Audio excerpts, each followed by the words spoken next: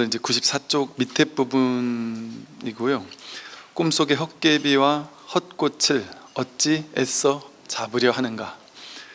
얻고 이름과 옳고 그름을 일시에 놓아버려라.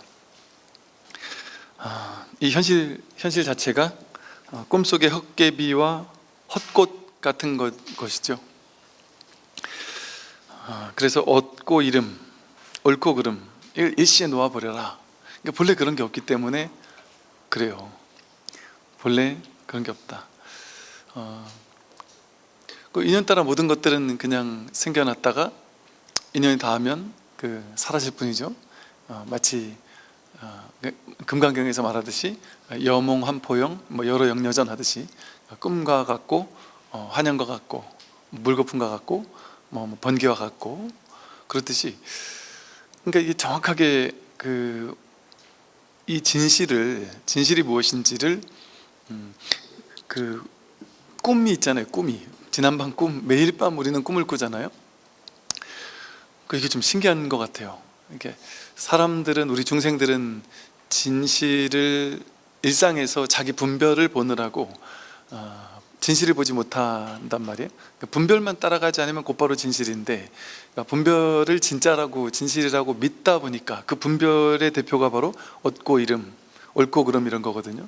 그러니까 얻고 이름, 옳고 그름 하는 그 분별을 너무나도 확고하게 믿고 있다 보니까, 그걸 내려놓지 못하고 있다 보니까 그게 진짜인 줄 아는 거죠. 이걸 어떻게 해야, 그러면 우리에게, 이 분별만이 옳다고 생각하는 우리에게 진리, 진실, 진리라는 힌트, 만약에 부처가 없었다면, 부처님이 안 계셨다면 뭔가 그런 힌트가 주어지지 않았을까요? 우리에게. 그게 꿈인 것 같아요. 누구에게나 꿈을 딱 보여주는 걸 통해서 꿈 세상이, 지금 이 세상이 어떤지에 대한 힌트를 아주 적나라하게 주고 있거든요. 그런데 꿈은 이제 특징이 말 그대로 꿈이잖아요. 꿈은 이게 이제 우리가 꿈 하면은, 꿈이라는 용어가 어떻게 쓰이냐면, 야 그거 다 꿈이야, 이 말은 허망한 거야, 이 소리잖아요. 진짜 아니야, 이 소리잖아요. 그죠? 그럼 누구나 다 꿈은 허망하고 진짜가 아닌 줄 알면서도 사람들은 꿈 해몽을 하고 싶어 해요. 꿈이라는 말 자체가 벌써 꿈은 꿈이란 얘기잖아요. 해석할 게 없고 꿈해몽을 쫓아갈 필요가 없단 말이에요. 현실을 실제라고 여기는 착각도 지금 죽겠는데, 꿈도 그게 실제인 줄 알고 그걸 해몽을 한다는 게 얼마나 말도 안 되는 거겠어요? 그러니까 이게 사람의 분별은 허망한 꿈인데도 그거를 어떻게든 허망하지 않게 만들려고 애쓰는 거예요. 그러니까 꿈은 말 그대로 꿈이기 때문에 허망하단 말이에요. 근데 이제 꿈 해몽 좋아하는 사람한테는 꿈이 허망하지 않아요. 꿈을 사고 팔 수도 있고, 이런 꿈 꿨기 때문에 나는 엄청난 좋은 일이 벌어질 거야 라고 그렇게 믿을 수도 있고. 그러니까 그런 것 자체가 참 얼마나 어리석은 거예요. 그러니까 꿈을, 현실도 지금 판단 분별하면 안 될 판인데 꿈을 해석한다. 그러니까 꿈은 그렇게 허망하단 말이죠. 실제가 아니란 말이죠.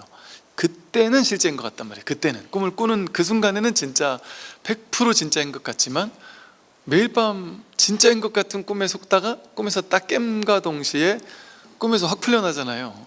이거 꿈이구나. 그리고 그 다음날 꿈꾸면 또 속고 이게 진짜인 줄 알고, 꿈 깨면 또 아무것도 아니었네 한단 말이죠. 왜 그런 꿈이 나타날까요? 이게 진리가 우리에게 힌트를 주는 그렇다 이런 것보다 참 그런 게 아닐까 싶은 생각이 들 정도란 말이죠. 그것과 똑같단 말이에요. 꿈이 정말 그렇잖아요. 그때는 실제인 것 같지만 꿈에서 깨기만 하면 완벽하게 꿈이 실제가 아니고, 꿈의 세계 전체가 내 마음이 이렇게 나타낸 거잖아요. 내 마음이 이렇게 드러낸 것, 꿈의 세계 전체를 드러내고 있잖아요. 그리고 꿈의 세계에서는 꿈속의 등장인물 한 명만 나인 줄 아는데, 지금 깬 입장에서 이렇게 보니까 어젯밤 꿈이 얘가 그 안에서 이렇게 사는 게 아니라 꿈 전체가 나잖아요. 그 꿈 전체를 조망하고 있잖아요. 꿈 전체를 한 통으로 보고 있잖아요. 우리가 이 꿈 전체를 보고 있는 이 봄, 하나로 보고 있는 이 봄, 이게 자기잖아요. 근데 꿈속에서는 이 전체를 하나로, 전체가 눈이 달려가지고 전체가 다 눈인 줄 모르고 꿈속에서는 얘가 저거를 본다라고 착각하고 있었던 거죠. 그러니까 이 허공, 꿈의 세계를 펼쳐낸 이 의식, 마음 전체가 우주와 다르지 않단 말이에요. 그러니까 마음에서 꿈의 세계 전체가 나왔고 꿈의 세계 전체가 마음이란 말이에요. 일직이 일체고 일체 다직일이란 말이에요. 마음 하나가 일체 모든 만물을 만들었고 일체 만물 전체가 마음 하나잖아요. 일미진중하시반, 마음 하나에서 이 온 우주 전체가 착 펼쳐지잖아요. 근데 그거는 실제인 것 같지만 실제가 아니잖아요. 이 허공법신이라고 하는 이 마음 하나, 모든 것을 일체유심조라고 해서 모든 걸 이렇게 딱 펼쳐낸 그 마음이 진실하지 어떻게 거기서 왔다 가는 허망한 분별이 진실이겠느냐. 그것과 마찬가지라는 거죠. 그래서 꿈속의 헛개비와 헛꽃을 어찌 애써 잡으려 하는가. 이 현실에서 애써 잡을 게 뭐가 있어요. 돈, 명예, 권력, 지위 이런 게 막 엄청나게 중요한 것 같아서 우리는 죽도록 이렇게 잡고 있잖아요. 집착하고 잡고 사는데, 이게 이제 허망하다라는 게 곧장 탄로나는 것들인 이유가 생겨나고 사라지는 것은 완전 물거품과 같죠. 하루 순식간에 물거품 같이 내가 평생토록 50년 60년을 죽도록 애쓰고 노력하고 막 해가지고 어렵게 번 돈인데, 예를 들어 내가 어릴 때부터 난 이 돈 벌 거야, 우리 회사를 크게 할 거야 해서 죽으라고 저거라고 한 50년을 고생해서 한 나이 60쯤 돼서 드디어 이제 성공을 해서 회사를 상장시키고 몇백억 가는 부자가 딱 됐어요. 그래서 와, 드디어 내 꿈을 이뤘구나 하는데, 그날 바로 말기암 판정을 받거나 3개월밖에 못 삽니다 이런 말을 들으면 그 평생 벌었던 돈이 그 말 한마디에 훅 가버리잖아요. 너무 신기하지 않나요? 그 말 한마디 듣고 그냥 그 돈이 확 가버려요. 여러분이 100억이 있어요. 누가 칼을 들고 와서 죽이겠다고 하면, 너 100억 주면 안 죽일게 하면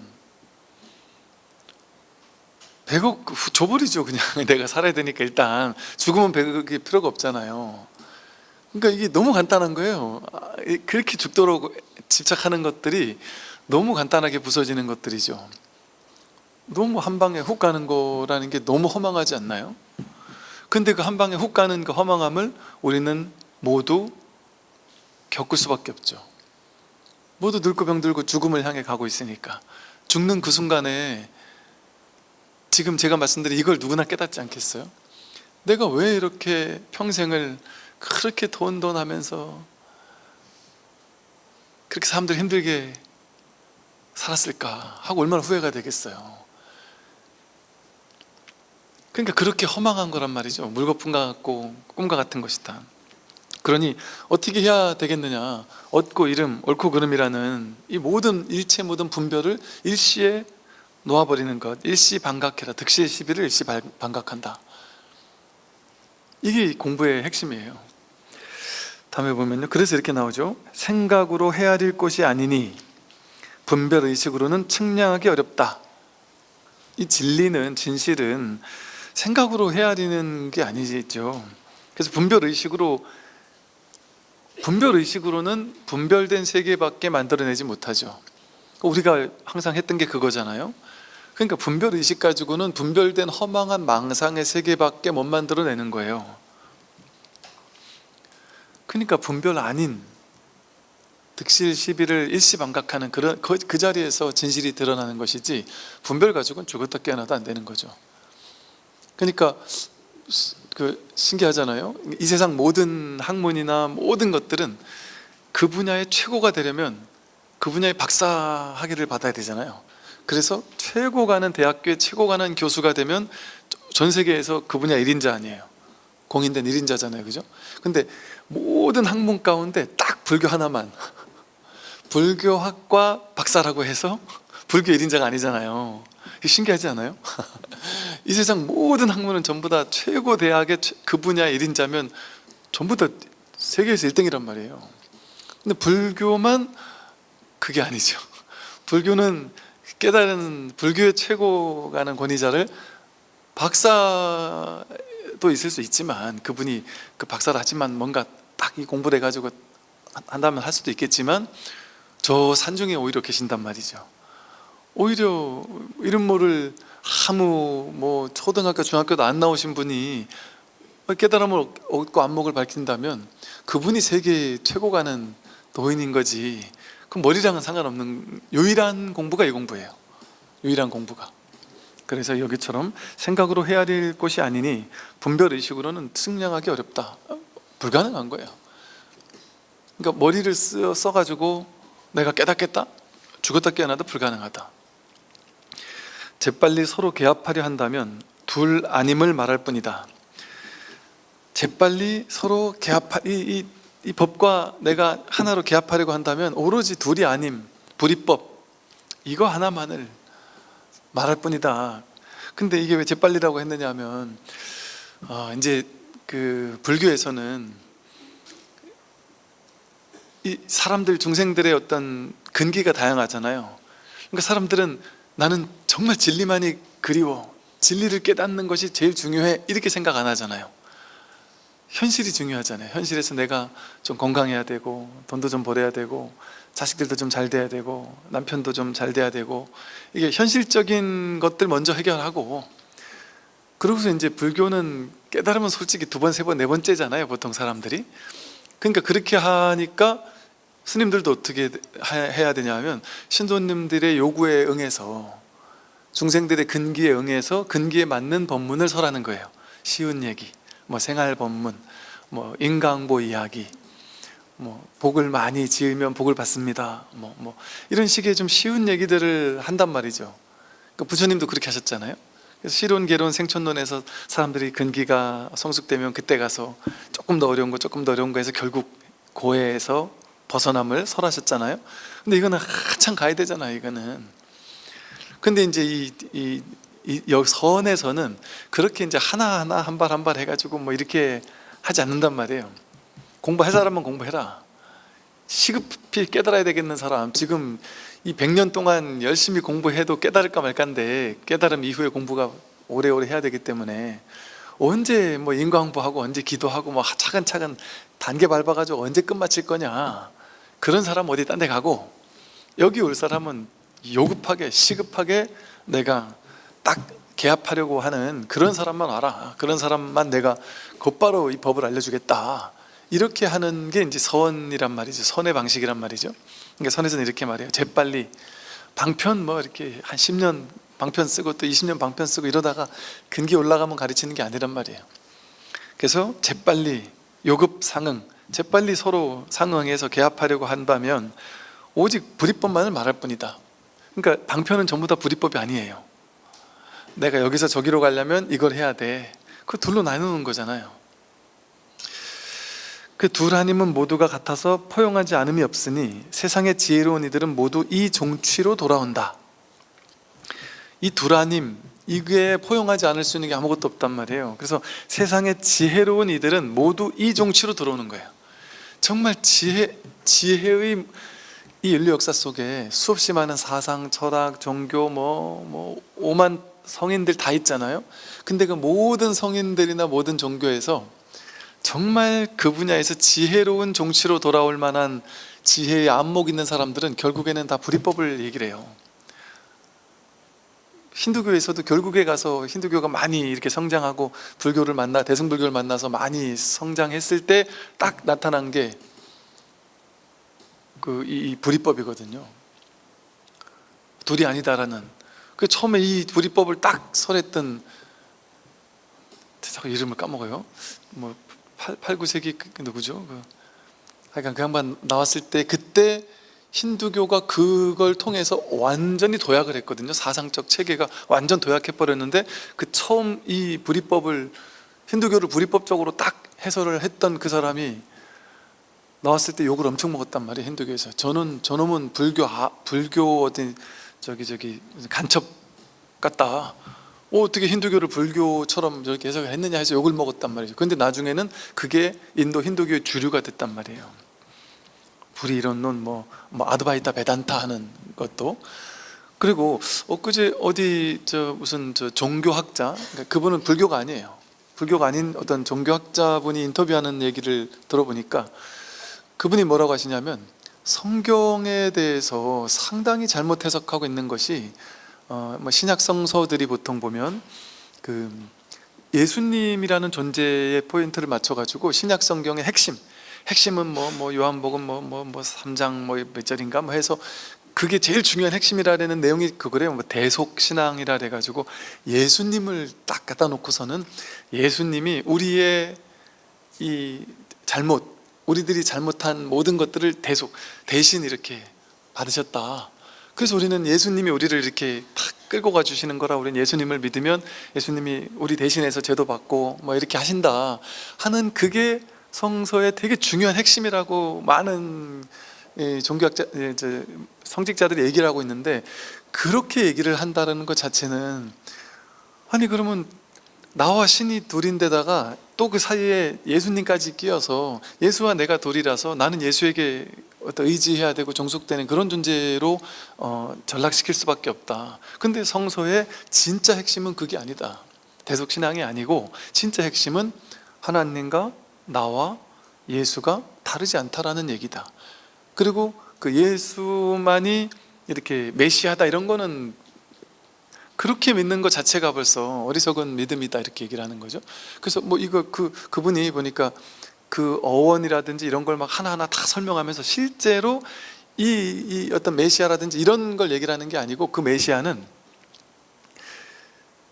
이거라는 거예요. 진짜 메시아는 예수가 메시아가 아니라, 진짜 메시아는 자기 안에 그 어원을 막 설명하는데, 그럼 그렇지 싶은 생각이 들더라고요. 그런 얘기를 하면서 뭔 얘기를 하냐면, 우리 안에 하나님의 씨앗이 있다. 그 하나님의 씨앗이 있는데 그거를 이게 메시아라고 이렇게 해서 한 사람이라고 우리는 성경에서는 그렇게 해석을 하는데, 그 얘기가 아니라서 모두가 다 메시아라는, 그게 진짜 신앙이라고. 모두가 하나님의 그 씨앗이랄까요? 그게 있기 때문에 있고 그게 나온다는 얘기다. 자기에 있는 이 하나님의 성품, 진리의 성품이 드러나는 게, 그게 메시아의 출현이지, 그럼 그건 특정한 한 사람에게 있는 게 아니다. 우리 모두가 그런 얘기를 하면서, 그래서 성경의 핵심은 둘이 아닌 일체가 하나라고 하는, 불이법이라고 하는 이 진실로 돌아와야만 성경을 비로소 바르게 해석하는 것이라고 하면서, 유명한 그 목사님, 신부님들이 이렇게 이런 얘기를 했다라는 얘기를 하면서 내 얘기기만 한 것이 아니라, 지혜로운 성직자분들이나 신학자분들은 다 이렇게 얘기를 했다 하면서, 결국 가장 지혜로운 어떤 우리가 이렇게 그 깊은 진리의 종교, 심층 종교가 되려면 이렇게 둘이 아니다라는 이것을 얘기를 해야지 이게 진정한 종교가 될 수 있다, 이런 식의 얘기를 하더라고요. 그러니까 그런 걸 보더라도 보세요. 여기서 말하는 말이 맞잖아요. 세상의 지혜로운 이들은 모두 이 종치로 돌아온다. 지금 서양에서 미국인님이 서양에 하는 곳에서 깨달았다 하는 사람들이 엄청나게 이제 많이 등장을 했고, 한때 뭐 오프라 윈프리 쇼에도 무슨 영적인 교사 이래가지고 엄청나게 많은 사람들이 나타났는데, 초기에 막 나왔던 사람들은 이제 시크릿류에, 약간 우리로 말하면 방편에 시크릿류에 간절히 마음 내면 이루어집니다, 부자도 될 수 있습니다, 이런 식으로 얘기하는 사람들이 영적인 스승이라면서 나타났단 말이에요. 그러다가 이제 에카르트 톨레니 이런 사람들을 필두로 그런 얕은 정도의 이런 얘기를 하는 사람이 아니라, 이제 깨달은 자들이 이제 우후죽순으로 나타나기 시작했어요. 그 서양에서, 미국에서 깨달았다 하는 사람들이 이제 법을 펴는 게 되게 요즘에 다반사인데, 그런 사람들이 전부 다 똑같은 불이법 하나를 얘기하고 있단 말이에요. 그분들은 딱 얘기하는 게 전부 다 불교란 용어만 쓰지 않아 그렇지, 전부 다 불교의 이 불의 중도를 얘기하고 있어요.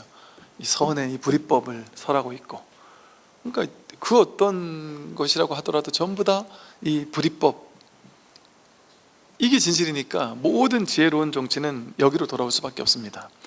있거나 있지 않음이 없으니 온 세상이 바로 목전이다. 있다 없다, 이거 분별이잖아요. 우리는 우리 눈으로 보고 뭐 생각하고 이해하고 하는 것들은 둘로 나누어야지 알 수 있어요. 있다거나 없다거나 옳다거나 그러다거나. 그건 다 생각의 영역이에요. 분별심의 영역이에요. 근데 이 진실은 그 분별심을 그쳤을 때, 분별을 따라가지 않을 때, 분별에 속지 않을 때 드러나는 게 진실이에요. 분별은 둘로 나누어 가지고 이것과 저거를 둘로 나누어서 저건 크고 이건 작아 이렇게 해석하는 게 분별이잖아요. 근데 불이법이라면, 둘이 아니라면, 하나라면 거기 어떻게 나누는 게 있겠어요?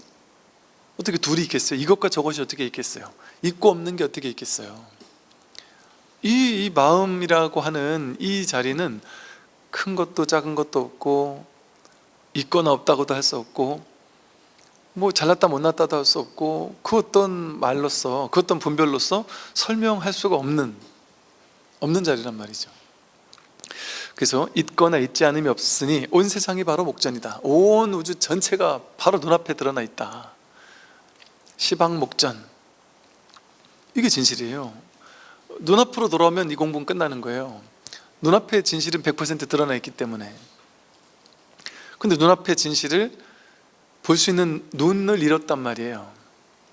안목을 잃었단 말이죠.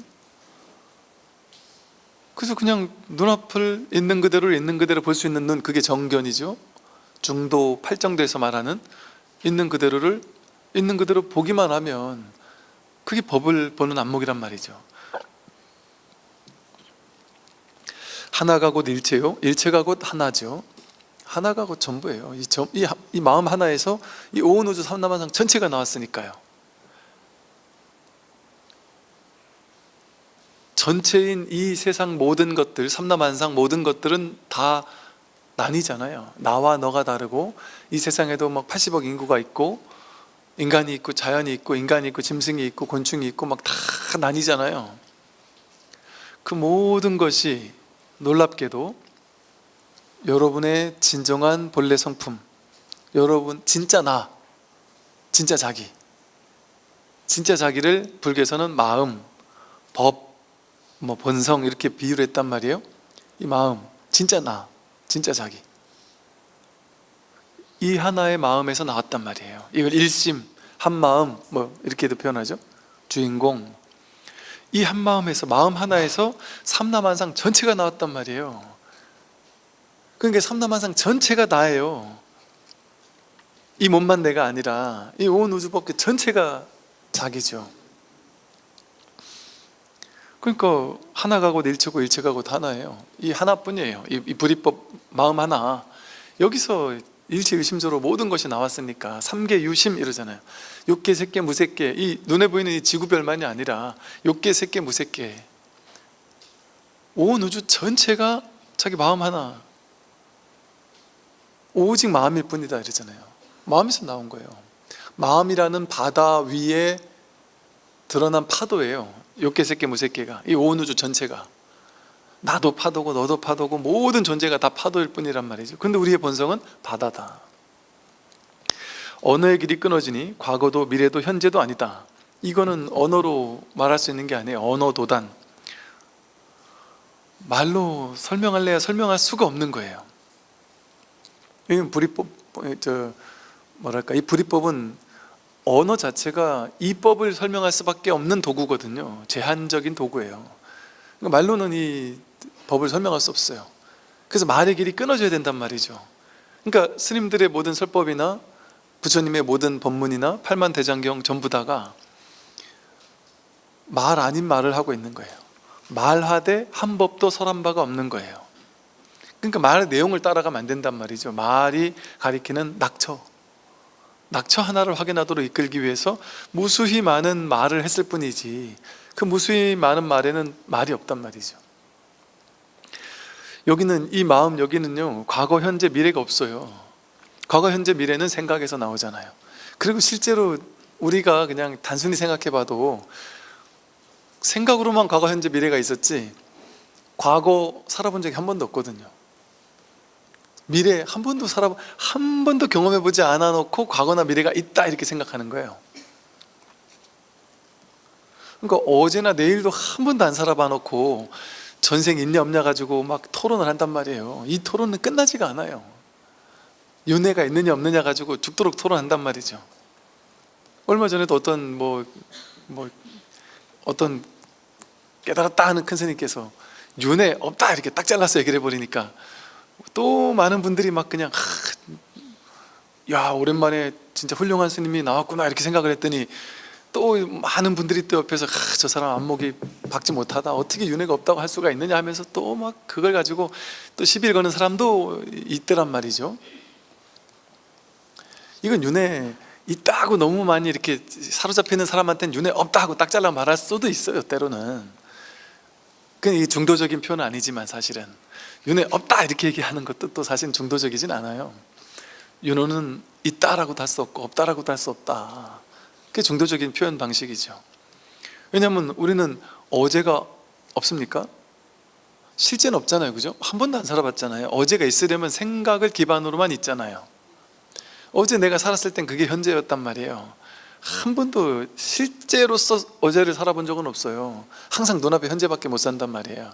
그러니까 진실로는 어제가 없는데 그렇다고 어제가 그렇게 없다라고만 딱 칠 수가 있느냐? 어제 내가 배우고 익히고 했던 어제 내가 돈 꿔준 게 있으면 오늘 어제 그 생각을 기억해 가지고 오늘 돈을 받아야 될 거 아니에요. 그 어제가 진짜 완전히 없어버리면 자식을 봐도 이게 자식인지도 몰라요. 남편을 봐서 남편인지도 모르고 눈앞에 지금밖에 없으면. 그러니까 하되 함이 없이 한다 하듯이 어제를 자유자재로 써먹을 줄 알아야 된단 말이죠. 이 중생생활에서는 어제 오늘 내일이 있단 말이에요. 그러니까 이 이법계 사법계 어떤 측면에서 보느냐에 따라서 어떤 관점에서 보느냐에 따라서 있다라고도 말할 수 있고 없다라고도 말할 수 있는 측면이 있는 거죠. 다음을 볼게요. 우두법용의 신명이에요. 우두법용 선사가 상당히 안목이 투철한 분이셔요. 본래 한 법도 없는데 오랜 수련을 말하는 이가 누구인가. 그 당시도 엄청나게 수행, 수련을 막 강조.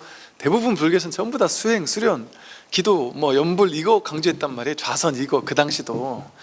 지금이랑 다를 게 없다니까요. 똑같이 그 강조했단 말이에요. 그러니까 이 우두법용 선사는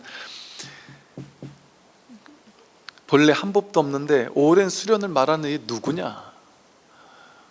전부 다 오랜 수련을 말하니까 오래오래 끈질기게 수행해야 돼. 금생만 수행해서 안 돼. 다음 생까지 열심히 갈고 닦아야 돼 하고 막 참선 오래 해야 돼. 연불해야 돼. 독경해야 돼 하고 끊임없는 수행만을 얘기하는 불교였단 말이에요. 그러니까 이렇게 한 방에 딱 쳐버린단 말이에요. 어떤 것도 조작하지 않으면 밝고 고요함이 저절로 드러난다. 이게 이렇게 어떤 것도 조작하지 말라는 얘기가 모든 불교 경전에서 다 나오는 얘기란 말이에요. 유의 조작하지 마라.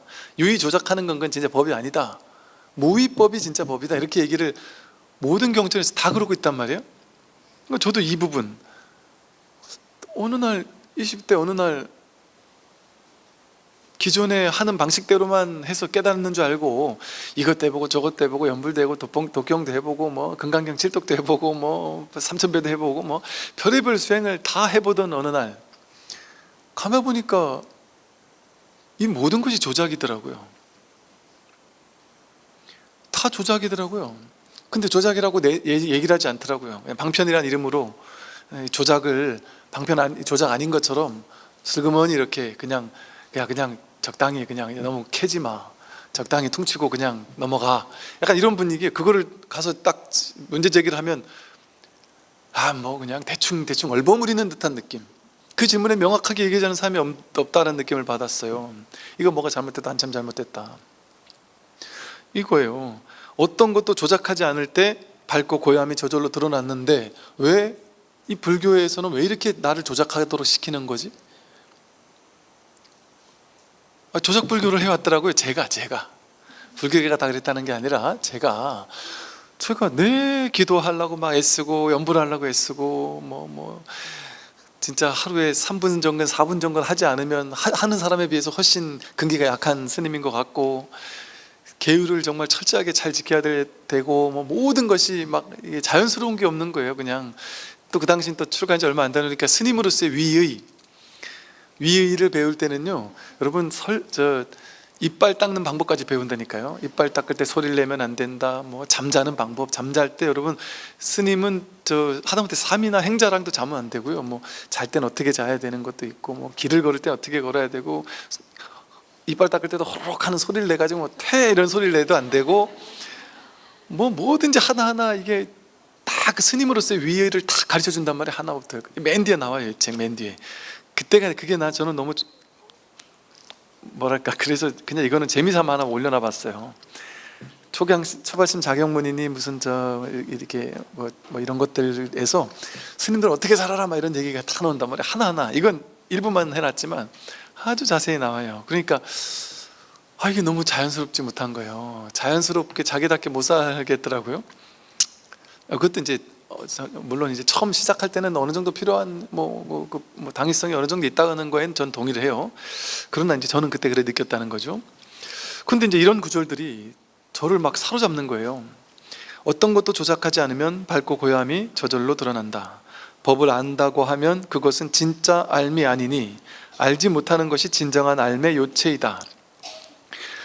가만히 보니까 그동안 계속 법을 알려고 했단 말이에요. 저도 불교학과를 나왔단 말이죠. 그 불교학 석사를 결국은 뭔 사건이 있어가지고 그 학위를 받지 못했지만, 그때 받았으면 저는 아마 지금 박사 학위 까지 했었을 거예요 아마. 그때 오셨던 그 자연 스님처럼 모르지요. 또 저도 자웅을 그리면서 학위를 막 받으려 했을지 또 모르죠. 왜냐하면 그때는 제가 석사를 받았으면 당연히 박사를 하겠다 생각을 하고 있었거든요. 근데 갑자기 논문까지 다 써놨는데 갑자기 지도 교수님이 갑자기 이렇게 뭔 일이 생기셔가지고 학교를 나가버리시다 보니까 저는 학교에서 이게 대학원 생활이라는 게 없었어요. 왜냐하면 은사 스님 시봉하는 게 제 일, 90% 그 일, 절 일이었고, 대학원은 진짜 그 수업 있을 때만 가가지고 딱 수업 듣고 바로 가야 되는. 전 대학원 안 한 것 같아요. 네, 절밖에 몰랐으니까. 그러다가 그냥 잠깐 가서 수업 듣고 바로 와야 되는데 그 과제도 제대로 못 해갔으니까, 절 일이 너무 바빠서. 그러니까 대학원 다니면서도 그 어려운 한문이니 무슨 범어니 온갖 걸 하는데 못 따라가겠는 거예요. 너무 어렵기도 하고, 이 현학적인 게 너무 어렵기도 하고. 그래서 그렇게 그냥 보내기도 했어요. 근데 이제 나중에 이제 딱 군에 가면서 이제 석사를 하면서 지금 돌이켜 보니까, 야, 그때 내가 석사 했었으면 그 길을 또 한동안 또 갔겠다는 생각이 들어요. 제 생각에는 그냥 안 간 것도 나름 괜찮았다는 생각이 지금은 또 들어요. 근데 보세요. 법을 아는 불교를 공부했단 말이죠. 그동안 제가 보니까 알려고 하고 불교를 교학적으로 공부하고 논문을 파고 옛날 분들의 논서 이런 것들을 파헤치고 이런 것이 공부라고 생각했더란 말이죠. 근데 그렇게 그렇게 해서 아는 게 아니란 말이에요. 법을 안다고 하면 그건 진짜 알미 아니니 알지 못하는 것이 진정한 알미의 요체예요. 이 참 놀라운 공부예요. 최고의 이치는 설명할 수 없으니 해탈도 아니고 속박도 아니다. 이 최고의 진실, 이것은 설명할 수 없습니다. 우리는 해탈하에 있는 것도 아니고 속박되어 있는 것도 아니에요. 해탈도 따로 없고 속박도 따로 없어요. 속박되어 있는 걸로 스스로 착각할 뿐이고, 자기 스스로 속박되어 있다고 착각했다가 거기서 풀려날 뿐이에요. 그냥. 그러니까 속박도 진짜가 아니고 풀려나는 것도 진짜가 아니에요. 제가 지난주인가 그런 비유를 들었었죠. 초등학교 3학년짜리가 집에 와서 엄마한테, 엄마 저 죽을 것 같아요. 나 이러고 인생을 살 수가 없어요 하고 너무 괴로워서 눈물 뚝뚝 흘리면서 한숨 푹푹 쉬는데 들어보니까 사귀던 여자친구랑 헤어졌다. 근데 그 여자친구가 나를 버리고 내 다른 남자에게, 내 다른 친구를 좋아하기 시작했다. 그래서 사랑이 어떻게 이렇게 변하냐 하면서 비참해서 울고불고 죽겠다고 할 때 우리는 웃는단 말이죠. 분명히 그 아이는 속박되어 있는 거예요. 그게 지금 자기를 묶고 있단 말이에요. 지금 괴로워 죽겠는 거예요. 근데 이제 어른들 입장에서는, 이 지혜로운 사람들 입장에서 봤을 땐 귀엽단 말이에요. 걔는 지금 죽을 것 같은데 이게 귀엽단 말이에요. 우린 왜 귀여울까요? 아니까. 분명히 본인은 속박돼 있어요. 본인 괴로워 죽겠어요. 근데 이걸 아는 사람 입장에서는 이게 귀여운 거지, 거기 그렇게까지 같이 괴로워하고 이러지 않는단 말이에요. 우린 다 아니까. 그러니까 그 아이가 지금 속박돼 있는 걸까요? 우리 입장에서 봤을 때 그 속박이 아니에요. 그냥 귀여운 애교지. 애들 때 그냥 뭐 저러고 크는 거지 싶은 그냥 삶의 경험이지 하고 그냥 본인은 지금 괴로워 죽겠는데 우리는 그냥 재미로 본단 말이에요. 왜? 우리에겐 그게 속박이 아니니까.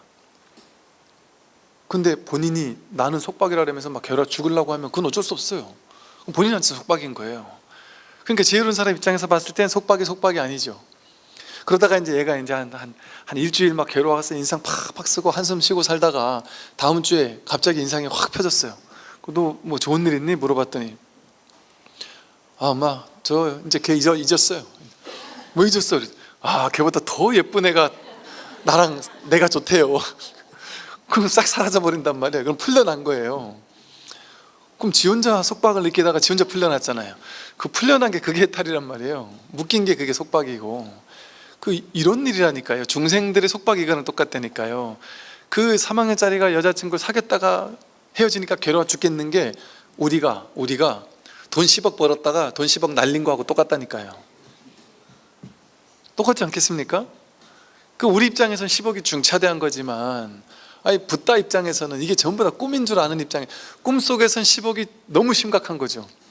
근데 꿈 깨고 나니까 아무것도 아니잖아요. 그 따위 10억 10억이 문제입니까? 지금 100억을 줘도 너 말기암 판정 받을래 100억 벌래 하면 뭐 하시겠어요? 말기암 판정을 왜 갖겠어요? 말이 잘못됐나? 100억이 아무것도 아니란 말이에요. 말이 꼬였군요. 예. 내가 죽을 상황이 돼버리면 돈 아무리 많은 게 소용이 없어요. 근데 완전히 멀쩡한 사람도, 말기암이 아니더라도 완전히 건강하고 건강을 자부하는 사람조차 교통사고로 한 방에 훅 갈 수도 있잖아요. 정말 바스라지기 쉬운 인간 존재가 너무나 바스라지기 쉬운 거죠. 근데 그걸 모르니까, 그걸 인정하지 못하니까 내 가장 사랑하던 사람, 가장 가까운 사람이 한 번 뭔가 그렇게 허망하게 가는 걸 보고 나면 그때서야 이제 인생 무상을 느낀단 말이에요.